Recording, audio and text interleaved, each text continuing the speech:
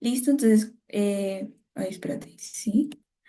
Muchas gracias a todos por asistir. Esta es la segunda parte de la revisión de la charla que tenemos planeada, alteraciones del calcio, en donde vamos a hablar pues de hipocalcemia y también vamos a comentar un pequeño casito clínico de alteraciones del calcio, que pues básicamente es como recoger un poquito de lo que se habló en estas dos sesiones. Entonces, en esta ocasión voy a hablar pues de hipocalcemia como tal y para ello pues vamos a empezar con la definición y vamos a ver que la hipocalcemia va a ser uno de los desórdenes hidroelectrolíticos más comunes y lo podemos definir como la presencia de valores de calcio total menores a 8,5 miligramos por decilitro. Aquí pues vale la pena recordar lo que mencionamos en la charla anterior, las diversas formas en las que podemos encontrar el calcio a nivel sérico, donde tenemos pues el calcio iónico, que es el calcio que idealmente deberíamos medir porque pues es el calcio como más específico y nos habla del calcio que se encuentra libre, no unido a ninguna proteína ni aniones a nivel sérico, por lo que va a ser el que nos va a permitir como la mayoría de las funciones, que generalmente se encuentra mayor a 4 de 4,2 a 5 súper regulado. También tenemos el calcio pues unido a proteínas que representa el otro 45%, que pues principalmente se habla mucho de la albúmina y por último pues el calcio unido a aniones.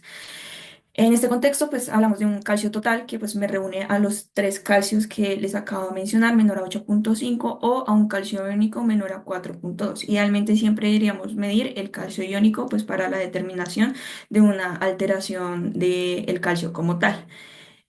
Vamos a ver que muy parecido a lo que son los trastornos asociados a la hipercalcemia, la fisiopatología y la etiología está asociada, y principalmente lo vemos también para el diagnóstico y la sospecha, a trastornos paratiroideos. Entonces, entre la fisiopatología, vamos a ver que tenemos una hipocalcemia asociada a un hipoparatiroidismo, mientras que hay otra hipocalcemia que no está asociada a ese y puede estar asociada a déficit nutricional o déficit también como de la absorción del mismo, que pues ya vamos a ver un poquito más adelante. Hablando del hipoparatiroidismo, que va a ser una de las causas más comunes, encontramos lo que conocemos como el hipoparatiroidismo postquirúrgico, que básicamente va a ser un hipoparatiroidismo que ocurre posterior a alguna intervención quirúrgica en la región del cuello. Vamos a ver que se puede llegar a instaurar de 24 a 48 horas posterior a la cirugía, por lo que cuando hay alguna cirugía en cuello, esto es como un tiempo crítico como para hacer los seguimientos, tanto de las concentraciones séricas o como de la condición clínica del paciente, pues en el caso de que se empiece a presentar.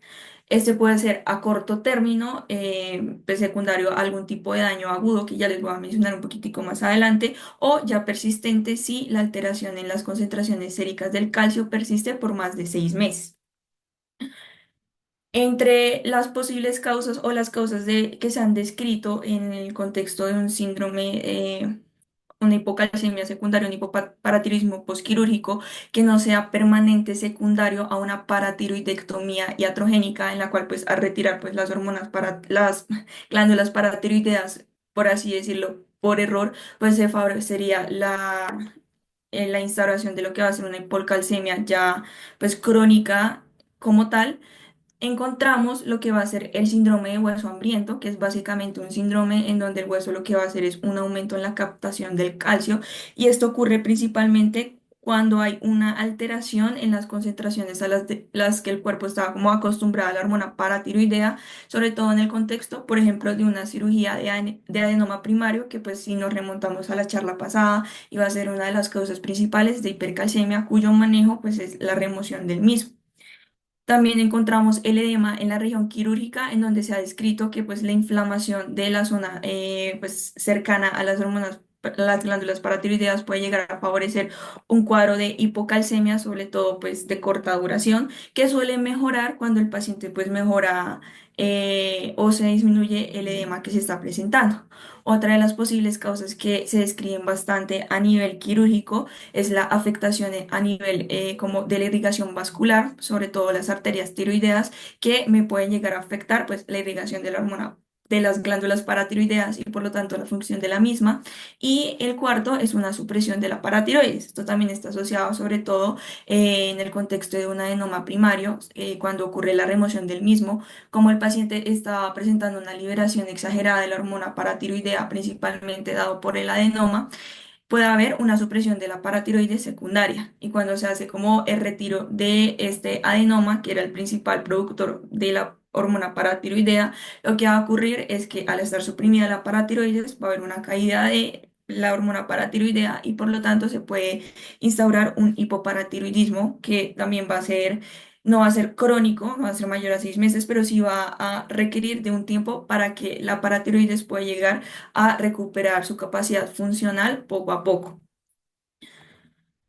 Eso es como, sobre todo, hablando del hipoparatiroidismo postquirúrgico, como les digo, cuando ya se habla de un de una hipocalcemia, un hipoparatiroidismo que me dure más de 6 meses, estamos pensando en un cuadro más crónico y pues en este caso ya el enfoque del manejo crónico pues cambia un poquito, mientras que en los demás uno podría darle un chance de ver si hay algún tipo de solución o aumento en la función de la hormona paratiroidea, de la glándula paratiroidea, pues posterior a la resolución de la causa actual. Se va a ser como la principal causa del hipoparatiroidismo como tal. Posteriormente, si no estamos hablando de un hipoparatiroidismo postquirúrgico, la principal causa de hipoparatiroidismo no quirúrgico es el hipoparatiroidismo autoinmune, que es como la segunda forma más común de hipoparatiroidismo adquirido después, posterior al quirúrgico, en donde lo que va a ocurrir es una destrucción isolada de las glándulas paratiroideas y puede llegar a ocurrir incluso en el paratiroidismo idiopático. Entonces, lo que vamos a ver aquí es una producción como de anticuerpos directamente que me afectan la glándula paratiroidea. De estos, el más común o el que más se conoce y se habla es lo que va a ser el síndrome poliendocrino autoinmune de tipo 1, que es un síndrome que tiene un patrón de herencia principalmente autosómico recesivo, en el cual lo que va a ocurrir es una mutación en el receptor, en el regulador autoinmune de la función endocrina. Y este va a ser como un regulador que me permite como tener tolerancia a los antígenos propios del cuerpo. Cuando ocurre esta mutación, lo que va a hacer es una afectación en estos mecanismos de tolerancia, lo que me va a favorecer pues el inicio de la instauración del cuadro autoinmune. Hablamos de que en el síndrome poliendocrino autoinmune se describe una tríada clásica, sin embargo, hasta un 50% de pacientes lo pueden presentar, no la totalidad de los mismos, donde vamos a ver que el paciente puede llegar a presentar candidiasis, hipotiroidismo e insuficiencia adrenal. Ahora bien, esta tríada no tiene una instauración súbita, sino que vamos a ver que es una tríada que se va instaurando a lo largo de los años y también en el contexto del síndrome poliendocrino de tipo 1 es que estos pacientes empiezan a tener sintomatología de su infancia. Es muy raro que tenga un debut ya después de la adolescencia, entonces eso también nos ayuda un poquito en cuanto a la sospecha clínica causal de la alteración del calcio que se está llegando a presentar. ¿Cómo ocurre esta presentación clínica? Vamos a ver que lo primero que se ha descrito que ocurre es la presencia de candidiasis cutáneas recurrentes o de difícil tratamiento en la infancia y esto se asocia paradójicamente a una déficit del sistema inmunológico específicamente contra los antígenos, sobre todo la Candida albicans, lo que favorece que estos candidiasis de difícil manejo como tal y se suele presentar en los niños entre los 5 a los 7 años de edad. Posteriormente, antes de los 10 años, se dice más o menos a los 8 y 10 años de edad, se empieza a instaurar el hipoparatiroidismo que se refleja pues con la hipocalcemia y culminamos con lo que va a ser una insuficiencia adrenal aproximadamente a los 14 años. Al ser una enfermedad autoinmune, lo que vamos a ver es que el paciente puede llegar a presentar poliautoinmunidad, sin embargo, uno de los anticuerpos más específicos para lo que va a ser el síndrome poliendocrino tipo 1 van a ser los antinalpa asociado a la clásica, a la triada clásica que les acabo de mencionar. En el síndrome poliendocrino tipo 1 también mencionan múltiples alteraciones que pueden estar presentes asociados pues a la actividad autoinmune que se está presentando. Entre ellos, por ejemplo, un paciente que presente diabetes mellitus de tipo 1, una hepatitis crónica, una enfermedad tiroidea autoinmune, alopecia areata o totalis, también secundaria pues a esta actividad autoinmune, y el vitiligo. En ocasiones también se asocia a pacientes presentan queratoconjuntivitis, de la cual curiosamente no se habla que sea causada directamente por la actividad autoinmune, sino básicamente como una respuesta de hipersensibilidad secundaria a a la candidiasis que está presentando el paciente. Y también es un hallazgo que puede llegar a estar muy común en los pacientes que presentan este tipo de alteración. Otra causa de hipoparatiroidismo que no sea postquirúrgico, se habla bastante de lo que es la hipomagnesemia. De acuerdo a la literatura, se habla de valores de magnesio menores a 0,8 a 1 miligramo por decilitro, y la hipomagnesemia se ha descrito puede llegar a causar hipocalcemia a través de varios mecanismos. Uno es una inhibición de la secreción glandular de la paratormona por medio a lo largo pues, de la membrana de la hormona de la glándula paratiroidea. Secundario a esto, también nos favorece una resistencia a la vitamina D, lo que pues me afecta por otro lado la absorción intestinal del calcio. Y tercero, además de que me favorece una disminución o una inhibición de la secreción glandular de la hormona paratiroidea, también me altera la acción o me favorece más como una resistencia a de la hormona paratiroidea en los receptores óseos, de tal forma que pues ya no hay una actividad osteoclástica tan efectiva como en los pacientes que no presentan este tipo de alteración. El manejo principalmente, como vamos a ver en el hipoparatiroidismo secundario a hipomagnesemia, es directamente la corrección de los niveles de magnesio que son los que me están causando esta alteración. La hipomagnesemia por sí misma puede llegar a ser causada por un aumento de pérdidas gastrointestinales, ya sean cuadros de diarrea crónica, malabsorción, bypass, pérdidas renales asociados, por ejemplo, a la glucosuria por osmolaridad, diuréticos, sobre todo la furosemida, y se ha descrito bastante en medicamentos como la anfotericina B. Y otras causas de hipoparatiroidismo no quirúrgico se han descrito, por ejemplo, la hemocromatosis, que es básicamente causada por la infiltración y la destrucción de las glándulas paratiroideas dado secundario a la acumulación de hierro. La enfermedad de Wilson, muy parecida a la hemocromatosis por una sobrecarga de cobre.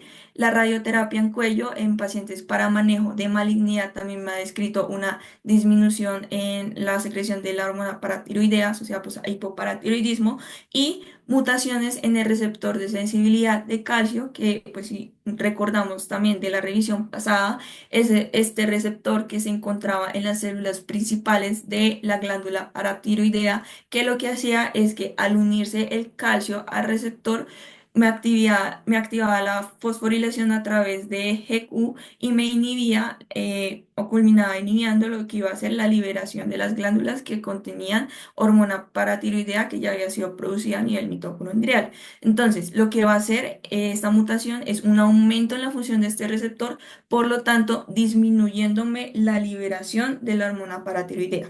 Esos van a ser como las principales causas de hipoparatiroidismo no quirúrgico que se han descrito como tal, y pues el hipoparatiroidismo quirúrgico también.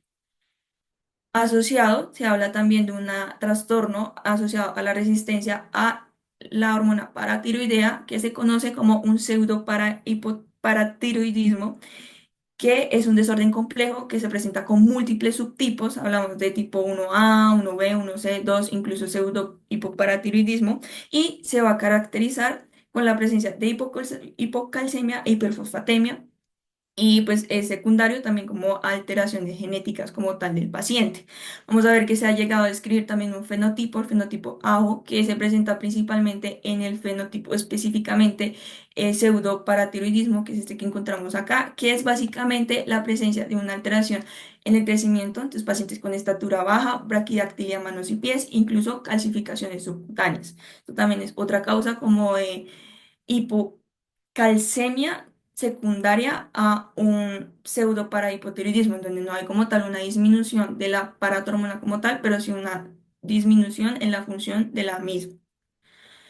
Ya en otras causas que no son asociadas a la hormona paratiroidea, encontramos, por ejemplo, el déficit en la absorción, que va a ser también una de las causas más comunes, y es básicamente por la deficiencia de la vitamina D, y se presenta principalmente en los pacientes en donde tenemos una exposición solar inadecuada. Si recordamos, era el primer paso para iniciar el proceso de activación de lo que va a ser el hidroxicolecalciferol, una mala absorción intestinal de la vitamina D, que en últimas me va a disminuir las concentraciones totales de la misma. Enfermedades hepáticas crónicas también se ha asociado porque pues me afecta el segundo paso de la activación del mismo, y enfermedad renal crónica en estadios finales, como yo les estaba mencionando en la revisión pasada. Este va a ser también una de las principales causas y una de las posibles sospechas que podamos tener en los pacientes, de acuerdo pues a la historia clínica que le podamos hacer. Si vemos un paciente muy pálido, un paciente que me refiere a antecedentes de mala absorción, de diarrea, etcétera, pues se puede llegar a sospechar una hipocalcemia secundaria a una deficiencia de vitamina D. Otras causas, pues propiamente la enfermedad renal crónica, pues les acabo de mencionar, me afectaría como tal la formación de 1,25 hidroxicolecalciferol, que es como la molécula activa o la forma activa de la vitamina D, que me favorece el aumento de la absorción intestinal o la captación intestinal de lo que va a ser el calcio. Medicamentosa, sobre todo, pues hablamos el uso de los bifosfonatos que mencionamos en la charla pasada, que lo que me hacía era disminuir esa resorción ósea favorecida por la paratormona. Eh, Quelantes de calcio también se han descrito como los citratos, básicamente por la formación de complejos y pues por lo tanto la disminución de las concentraciones, y la fenitoína dado por la conversión de los metabolitos de de la vitamina D a como metabolitos inactivos, por lo tanto disminuyendo la función del mismo. En la transfuncional también se asocia bastante, sobre todo en el contexto de cuando hay una unidad de glóbulos rojos que tenga altos contenidos de citratos, básicamente por la formación de calcio, y en la pancreatitis aguda, sobre todo por el aumento de las concentraciones lipídicas que me favorecen como la saponificación del calcio y por lo tanto la disminución en sus concentraciones a nivel sérica. Ahora bien, ya teniendo en cuenta un poquito acerca de la fisiopatología de lo que es la hipocalcemia, cómo va a ser su presentación clínica. Muy similar a lo que habíamos hablado de la hipercalcemia, su presentación clínica va a variar bastante de acuerdo a la severidad de la disminución de la misma, es decir, es distinto un paciente que tenga un calcio iónico menor a 3 miligramos de decilitro a un paciente que tenga un calcio iónico en 4,1, a la velocidad de la instauración del mismo. Nuevamente es distinto un paciente que inicia con el cuadro en 24 a 48 horas a un paciente que ha tenido una deficiencia nutricional de vitamina D a lo largo pues ya de varias semanas, que me favorece una instauración del cuadro un poquito más lento. Eh, Como tal, ¿en qué o cuál es como la sintomatología que me puede favorecer la sospecha de una hipocalcemia?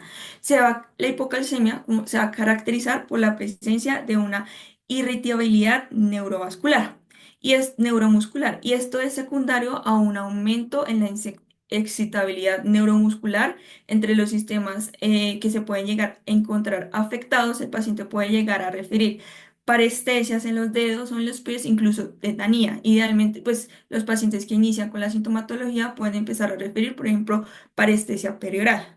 A nivel del examen físico que podemos encontrar algunos signos de irritabilidad neuromuscular, como el signo de Trousseau y el signo de Chebostek.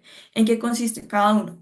El signo de Trousseau lo que me consiste es en la inducción de un espasmo carpal al inflar el esfingomanómetro a tensiones superiores a la presión arterial sistémica del paciente por 3 minutos. Esto lo que me va a favorecer es que el paciente me haga una aducción del pulgar, flexión metacarpiana y una extensión interfalángica. Entonces va a ser como una respuesta parecida a lo que estoy haciendo ahorita en pantalla. Y el signo de Chebostek es básicamente la contracción de los músculos faciales ipsilaterales causada por golpes ligeros a nivel del nervio facial, o donde se encuentra el recorrido del nervio facial, que generalmente es anterior al pabellón auricular. Entonces, nosotros lo que hacemos es percutir o palpar suavemente en esta región, y el paciente va a hacer una contracción ipsilateral dada por la irritabilidad muscular y la tetanía que se está presentando en el contexto pues de la hipocalcemia, sobre todo de instauración aguda. También a nivel sistémico, vamos a ver que encontramos múltiples afectaciones asociadas también a la irritabilidad. A nivel cardiovascular, se ha llegado a describir una prolongación del intervalo QTC. Recordemos que el calcio es muy importante en lo que va a ser la fase 2 de la despolarización de las células miocárdicas, por lo que al haber una menor concentración se va a prolongar este tiempo y por lo tanto se favorece una prolongación del tiempo del intervalo QT, a diferencia de la hipocalcemia, donde digamos era una disminución del mismo. Y pues también se describen bloqueos auriculoventriculares de primer, segundo, incluso de tercer grado. En algunas ocasiones, aunque es extraño como tal encontrarlo, pues se ha descrito, se pueden llegar a presentar a fibrilaciones ventriculares o taquicardia ventricular secundaria a pues hasta alteración del calcio sérico como tal. También esta irritabilidad muscular y tetanía me puede favorecer estirior laríngeo y broncoespasmo, y a nivel del sistema nervioso central, las parestesias, la tetanía, que incluso pueden llegar a favorecer un cuadro de convulsiones en el paciente, por lo que siempre en un paciente que esté presentando un debut convulsivo, pues se deben hacer estudios tanto de sodio como de calcio y neuroimagen para descartar pues las posibles causas asociadas al inicio del mismo. Eh, a nivel renal se ha descrito mucho la hipercalciuria secundaria a una pérdida renal de la misma, sobre todo en los pacientes que tienen una disminución de la hormona paratiroidea, pues porque recordamos que la hormona paratiroidea, como hablamos en la sesión pasada, me favorecía, uno, la reabsorción de calcio a nivel renal y dos, la secreción de fosfato. Por eso pues se caracteriza también por la presencia de hiperfosfatemia y pues alteraciones como tal en la morfología dental. Alopecia y serodermia se han llegado a describir también en la presencia de hipocalcemia, pero esto es alopecia y serodermia se asocia más como a un cuadro de instalación un poquito más crónica de la misma. También se ha llegado a encontrar y a describir papiledema, sobre todo en los pacientes con hipocalcemia, y esto suele ocurrir solamente cuando es una hipocalcemia severa y usualmente mejora con la reversión de la misma.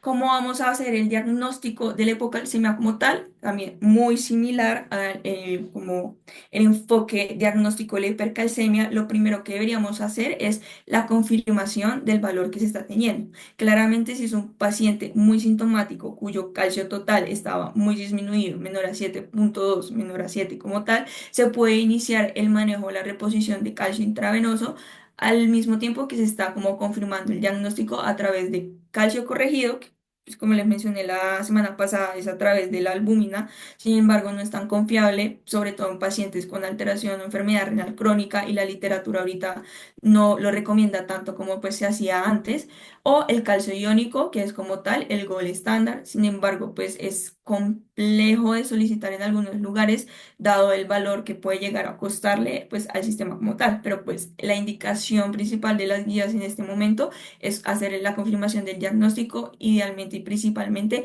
con medidas de calcio iónico. Segundo, pues hay que mirar la estabilidad del paciente, sobre todo el ritmo cardíaco que el paciente tenga, no sea que esté presentando alguna arritmia que requiera un manejo inmediato. Entonces, también todo paciente con hipocalcemia debería tener un electrocardiograma. Y lo tercero, además de la corrección de los niveles séricos del calcio que se están presentando, es la determinación de la etiología. Pues, de acuerdo a la etiología, vamos a enfocar el manejo de la misma. Entonces, ¿cómo lo vamos a hacer? Solicitando múltiples paraclínicos, entre ellos el fosfato, porque el hipoparatiroidismo, asociado pues a lo que les acabé de mencionar, se asocia a una hiperfosfatemia secundaria, dado que no hay ese como efecto que me favorece la secreción y la eliminación renal del fosfato. Entonces sería una hiperfosfatemia asociada a una hipocalcemia. El nivel de la medida de la hormona paratiroidea, también de acuerdo al enfoque que hacíamos en la hipercalcemia, enfocando si es una causa paratiroidea o no paratiroidea, sobre todo de índole hipoparatiroidismo. Esto también va de la mano a los antecedentes del paciente. No es lo mismo un paciente que salió ayer de una tiroidectomía a un paciente que ingresó y que no tiene ningún antecedente patológico como tal. Entonces eso también nos puede ayudar a hacer la sospecha o el enfoque clínico y diagnóstico. Sin embargo, pues es recomendación tomárselos a todos. El magnesio también como se solicita, sobre todo en los pacientes que tienen riesgo de presentar una hipomagnesemia por pérdidas, ya sea renales, gastrointestinales o asociadas a medicamentos, dado que la hipomagnesemia también es una de las causas de hipoparatiroidismo, y de vitamina D en el contexto de deficiencia de la misma y alteración de la absorción del calcio intestinal. Eso va a ser como el enfoque diagnóstico que podemos hacer en el paciente que se nos presente con una hipocalcemia como tal. Ahora, en cuanto a la etiología, ¿cómo lo podríamos interpretar? En el caso de que tengamos una hormona paratiroidea disminuida o anormalmente normal en el contexto de una hipocalcemia, estamos hablando de un hipoparatiroidismo. Pero en el caso de que encontremos una hormona paratiroidea elevada en un paciente que persiste con hipocalcemia, se podría considerar otras causas, entre ellas un déficit de la absorción, por ejemplo, un déficit en la vitamina D. El magnesio, como yo se los mencioné, sobre todo cuando se equivalente litro, y el fosfato, para terminar, si estamos frente a una hipofosfatemia, hipocalcemia secundaria, hipoparatiroidismo, sobre todo en el contexto de que se encuentre elevado o normal en el paciente que presente una hipocalcemia. Este va a ser como un algoritmo que me agradó, que pues me resume un poco lo que yo estuve hablando un poquito, que es básicamente cómo vamos a hacer ese enfoque en los pacientes como tal. Entonces tenemos un paciente con una hipocalcemia que se puede hacer el calcio corregido o idealmente el calcio iónico y de acuerdo también a la sintomatología clínica, si estamos frente a un paciente agudo o crónico que está como un paciente agudo fuertemente sintomático, iniciar inmediatamente lo que va a ser reposición. Ya cuando tenemos un calcio disminuido menor a 7,2, el calcio total menor a 4, el calcio iónico, podemos solicitar lo que va a ser el fosfato, el magnesio y la hormona paratiroidea. Y de acuerdo a los valores tanto de la hormona paratiroidea como del magnesio, del fosfato e incluso de la vitamina D, se puede llegar a hacer un enfoque de la causa del mismo y pues el manejo enfocado a la causa y pues para mejorar o potencializar lo que va a ser la terapia de la hipocalcemia. Bien. Ahora bien, ¿cómo hacemos ese manejo de ese paciente que tiene una instalación aguda y severa de la misma? Se puede hacer un manejo con una reposición de calcio. Cuando el paciente está muy sintomático o tiene concentraciones, por ejemplo, de calcio iónico menores a 3 y el calcio total menores a 7,2, se recomienda la administración de calcio intravenoso, que puede ser o se recomienda también concentraciones de 90 a 180 miligramos de calcio elemental diluidos en 50 mililitros de dextrosa pasados en 10 minutos, seguido de una infusión continua de gluconato de calcio al 10%. Ahora bien, esto lo podemos formar de acuerdo a el tipo de calcio que tengamos en la institución. Si tenemos una ampolla de gluconato de calcio, vamos a ver que 1 gramo de gluconato de calcio me van a representar 93 miligramos de calcio elemental. Entonces se podrían usar de 1 a 2 gramos en este contexto para hacer la suplencia inicial de 90 a 180 miligramos recomendado por la guía. Pero si hablamos de cloruro de calcio, pues vamos a ver que 1 gramo de cloruro de calcio nos va a representar 273 miligramos de calcio elemental, por lo que posiblemente no se va a requerir 1 gramo como tal, sino menor cantidad del mismo para favorecer la reposición requerida por el paciente que está severamente afectado o con una presentación aguda de la hipocalcemia. La reposición de magnesio específicamente se recomienda en los pacientes que tienen una hipomagnesemia causal o asociada a la hipocalcemia que se está presentando y la corrección generalmente se suele hacer con un bolo de 2 gramos seguido de una infusión de más o menos 16 gramos de magnesio en 24 horas, que me va a representar 130 mini equivalentes del mismo. Esto pues en los pacientes que tengamos como tal sospecha y niveles de magnesio menores a 0,8 o menores a un equivalente litro, que pues se asocia pues a la fisiopatología o el agente causal de lo que va a ser la hipocalcemia que se está presentando, sin dejar de hacer la reposición de calcio que se encuentra recomendada.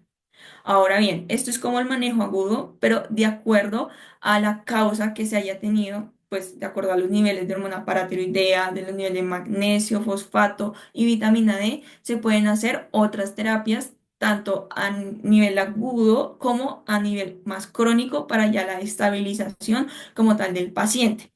Y entre estas terapias podemos encontrar, por ejemplo, la administración de vitamina D de 0,25 a 2 unidades 24, cada 20 ácidas, me va a hacer es favorecer la reabsorción de calcio. La dosis recomendada en el contexto de hipocalcemia es una dosis pequeña o de las más bajas que pueda haber, que es de 12,5 miligramos de litro cada 24 horas Cuando ya el paciente está estabilizado, se puede pensar en hacer un paso del calcio intravenoso a un suplemento oral de calcio elemental de 1 a 2 gramos cada 3 horas más o menos y luego ya ir ajustando de acuerdo a los niveles y la tolerancia del paciente. Y se han descrito también el manejo con péptidos de paratormona. Sin embargo, pues no es algo que encontré mucho o que haya visto en la clínica como tal, pero pues se han descrito bastante en la literatura, sobre todo en los últimos artículos que encontré pues para la revisión de hoy. Este ya va a ser como un algoritmo final en donde, ay, sin querer se me pasó, en donde vamos a ver también como el enfoque que se le va a hacer, pero esto más dado al manejo que le vamos a dar al paciente y esto es secundario o de acuerdo a los niveles de calcio. Entonces, lo que vemos es que un paciente que un calcio total menor a 7,5 o un calcio iónico menor a 3, idealmente se debería iniciar un calcio intravenoso a las dosis de 90 y 180 que les mencioné y hacer medidas de seguimiento cada 4 a 6 horas y medida de magnesio. Si se encuentran disminuidas, repetirlas para confirmarlas y definir si el paciente pues se beneficia también de una reposición del mismo. Si ya el paciente tiene unos niveles de calcio iniciales de 7,5 o de 3, se puede llegar a pensar en un inicio de reposición de calcio ya de forma oral y también valorar si se beneficia de suplementación con vitamina D, de acuerdo a si tiene factores o si tiene una disminución de la misma como tal. Y eso es como el enfoque que se le puede hacer al manejo de lo que es la hipocalcemia. Y esta era la parte de la charla que yo les quería comentar hoy. No sé si tienen alguna preguntita o alguna aclaración de acuerdo a esto para pues ya hacer la actividad final, que es una lectura de un pequeño caso. Y la verdad, pues muchas gracias a todos por acompañarnos el día de hoy.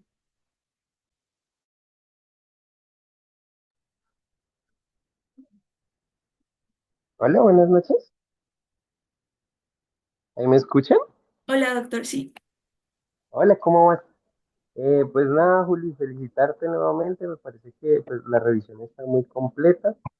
Siento que enfocaste muy bien, pues, como las etiologías, la parte de manifestaciones clínicas, de diagnóstico, tratamiento. Me parece que estuvo bastante completa. No sé si alguien tenga algunas preguntas o si no, pues para hacer unas aclaraciones puntuales chiquitas y ya seguir con la actividad.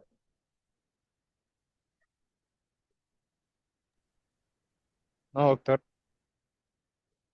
Listo. Entonces, bueno, pues digamos que la hipocalcemia es una alteración hidroelectrólica que van a ver mucho más frecuentemente que la hipercalcemia. Realmente la hipercalcemia es menos frecuente. En adultos, las dos causas que más frecuentemente van a ver de hipocalcemia van a ser las posquirúrgicas en pacientes postoperatorio por lo general de adenomas paratiroideos y sobre todo la que es asociada a enfermedad renal crónica, que realmente es la causa que más frecuentemente van a ver. Los síndromes poliglandulares, pues como Juli lo dijo, realmente son pues, el tipo 1, que es el que se asocia a hipoparatiroidismo, realmente lo van a ver más en niños. En adultos vemos otro tipo de síndromes poliglandulares, afectar la para, esa parte del hipoparatiroidismo asociado a un síndrome poliglandular es más enfocado pues a la parte de pediatría. En cuanto a la parte de enfermedad renal crónica, entonces ustedes van a empezar a ver como todas las alteraciones del perfil fosfocálcico a partir de una tasa de filtración glomerular menor de 60. Entonces, digamos que en los pacientes que tienen enfermedad renal crónica estadio 3 o pues 4 o 5 es donde más tenemos que tener como cuidado en la parte de alteraciones del perfil fosfocálcico. En cuanto a las manifestaciones clínicas, digamos que las manifestaciones severas se presentan más que todo en pacientes posoperatorios. Realmente los pacientes con enfermedad renal crónica rara vez van a hacer síntomas y dentro de los síntomas, pues lo que más suelen hacer son las parestesias y las alteraciones electrocardiográficas, que pues como Juli muy bien lo dijo, la principal es la prolongación del QT. Y lo otro ya pues en la parte de tratamiento, entonces idealmente cuando tenemos manifestaciones severas se inicia el bolo como Juli lo dijo, y posteriormente la infusión. Entonces, normalmente, pues por lo menos en la cardioinfantil y Mederi, lo que tenemos es gluconato de calcio. Entonces, el bolo y las infusiones se van a preparar es con gluconato de calcio. Entonces, se le ponen inicialmente un bolo de 2 gramos y posteriormente la infusión la pueden preparar con 11 ampollas de gluconato de calcio en 1000 cc de dextrosa al 5% para que la infusión les quede uno a uno. Y ahí la dosis es hacerle una infusión de 1 miligramo por kilo hora, más o menos eso se estima que la infusión dure 8 a 10 horas por lo menos, pues mientras normaliza los niveles de calcio. Y lo otro es que idealmente deben iniciar, pues dependiendo de la condición clínica del paciente, se debe iniciar la reposición oral también, con carbonato de calcio o con citrato de calcio. ¿Cuál es mejor de esos dos? Realmente el carbonato de calcio tiene más calcio elemental. La dosis del carbonato de calcio es que el 40% de la dosis de la tableta es calcio elemental, mientras que la del citrato es más o menos 20-25%. Entonces el carbonato pues va a tener más concentración de calcio elemental.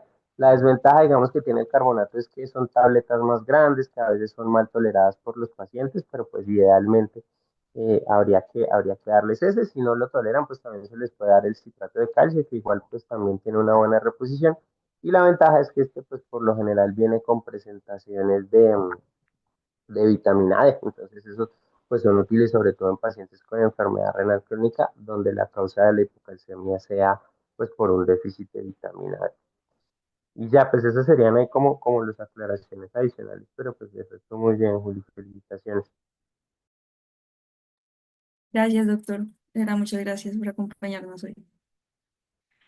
Entonces, no siendo más en cuanto a dudas que se tengan, algunas otras aclaraciones que se puedan hacer, vamos a hacer una pequeña actividad y es básicamente la lectura de un caso clínico, a ver si pues podemos correlacionar un poco de lo que hablamos y pues detectar el trastorno base que está teniendo el paciente y de pronto si alguno me pueda decir alguna causa que están pensando que pueda estar asociada a esta alteración del calcio que se está presentando. Entonces, no sé si alguno me quiere ayudar con la lectura del caso.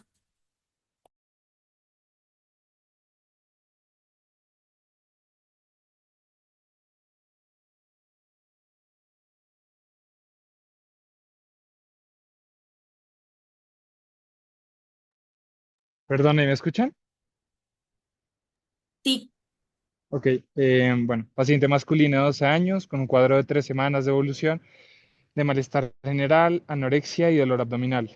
Asociaba en los últimos 3 días vómitos, fiebre y aumento del tamaño testicular derecho, por lo que recibía tratamiento con amoxicilina clavulonato por sospecha de orquidoepididimitis. No tenía antecedentes personales ni familiares de interés. En la exploración física presentaba afectación del estado general, somnolencia, se quedan mucosas, adenopatías laterocervicales, hepatomegalia, esplenomegalia, dolorosas a la palpación, rigidez nucal y aumento del tamaño y consistencia del teste derecho. listo. Entonces, no sé si pues con el cuadro y el examen físico que tenemos, alguno se quiera lanzar así y decirme qué piensa, qué sospecharía y qué le pediría al paciente.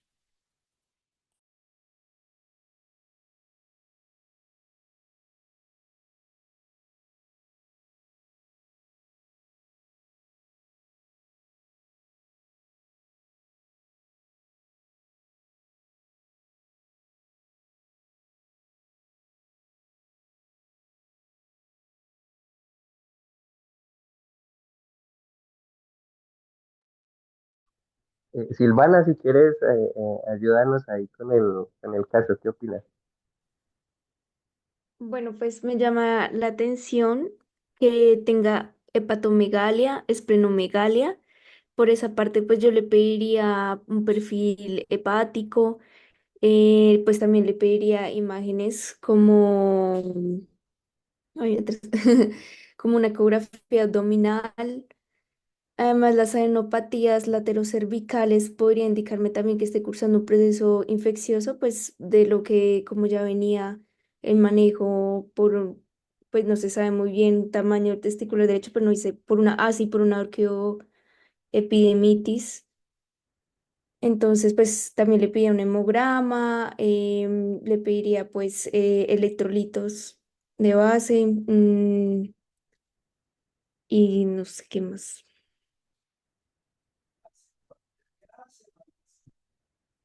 No, muy bien. O sea, pues muy buen enfoque. Efectivamente, pues las adenopatías nos favorecerían también eh, una sospecha, si bien de una infección aguda, también pues uno no puede pensar una posible malignidad, sobre todo en los niños pues, pequeñitos, sobre todo pues hemato-oncológica. Y pues estoy de acuerdo contigo, un hemograma, unos electrolitos son los como principales que uno debería pedir como para descartar ya sea un compromiso infeccioso o una alteración oncológica de base y los electrolitos para ver pues alguna alteración hidroelectrolítica asociada al cuadro actual, sobre todo pues teniendo en cuenta que estamos viendo un paciente con signos de deshidratación pero que no tiene un cuadro claro que pues me pueda explicar la misma. Eh, como diarrea, vómito u otras alteraciones. Entonces, se le solicitaron esos paraclínicos y estos son como los resultados. No sé si alguno le llama la atención y qué piensan de eso, como qué harían teniendo como estos paraclínicos.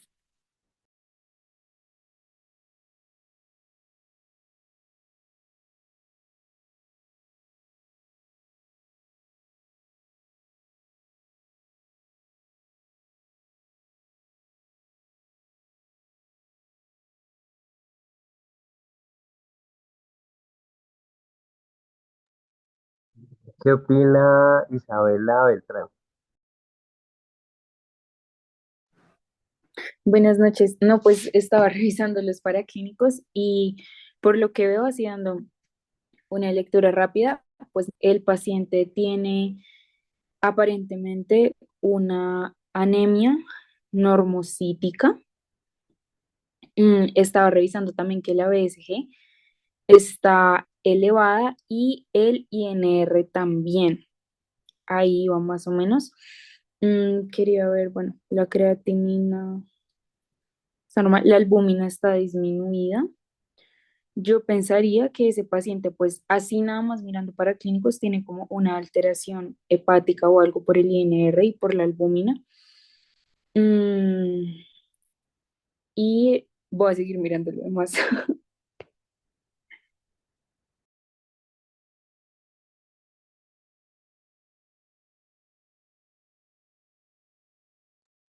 ¿Qué opinas de los niveles de calcio y de PTH? Sí, ya eso iba a mirar. Pues bueno, el calcio sí está bastante elevado, me parece. ¿Y qué fue lo otro que me preguntaste? Qué pena. Y la PTH. Voy para allá. Dame un segundito. Hmm, está baja.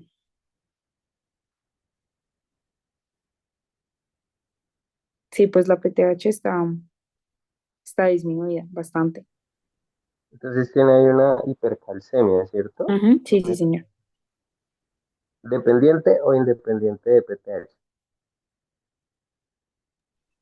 Pues ahí sería independiente, creo.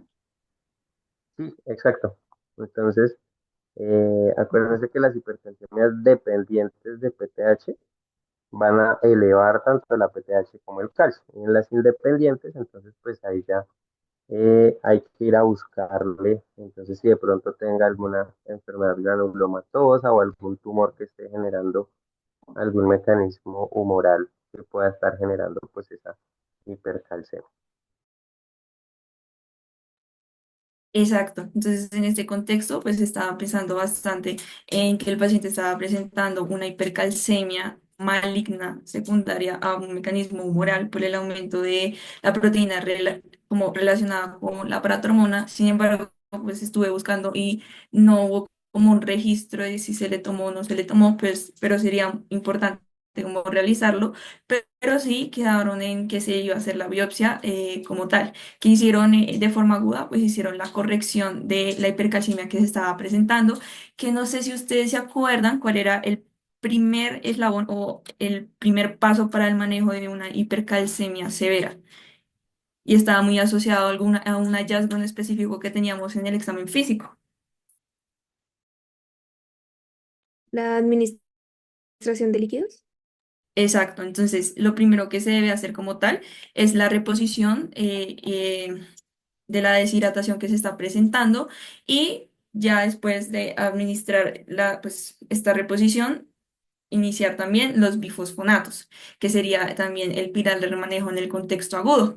Y ya después, de acuerdo a la causa, pues se podría hacer el manejo. En el caso de este chiquitín, pues estaba haciendo la sospecha de que fuera más de origen oncológico como tal.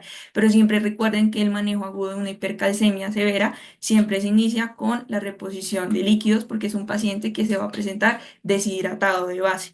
Y pues al mismo tiempo iniciar los bifosfonatos por el tiempo de acción que demoran como tal, que es de 24 a 36 horas en promedio como tal.